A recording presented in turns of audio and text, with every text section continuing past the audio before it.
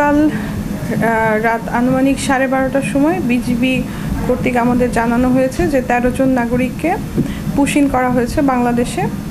তো এদের তথ্য যাচাই বাছাইয়ের কাজটা চলমান আছে। সদস্য সরকার এই নিয়ে কনসার্ন আছেন।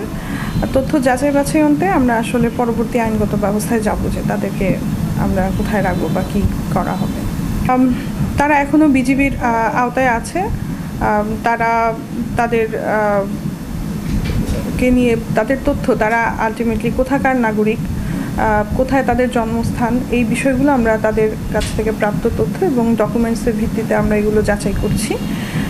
যাচাই অন্তে আসলে বলা যাবে যে তাদের বিষয়ে আইনগত পরবর্তী পদক্ষেপটা কী হবে। এখানে আমরা যতটুকু জানতে পেরেছি যে 13 জন মূলত 3টা পরিবারের আওতায় আছে। এখানে 3টা ফ্যামিলি। তো এদের মধ্যে নারী আছে, শিশু আছে। 3টা পরিবার যেহেতু 3 জন নারী আছে প্রাপ্তবয়স্ক এবং প্রাপ্তবয়স্ক 3 জন পুরুষ আছেন, সাথে 7 জন হচ্ছে শিশু আছে যাদের বয়স এখন পর্যন্ত যতটুকু জানতে পেরেছি 1 বছর থেকে 14 বছর পর্যন্ত। নগদ পেমেন্টে 500 টাকা পর্যন্ত ক্যাশব্যাক আর লেনদেনে প্রতিদিন ডিপ ফ্রিজ এবং ঘন্টায় ঘন্টায় এসি টিভি সহ দারুণ সব গিফট।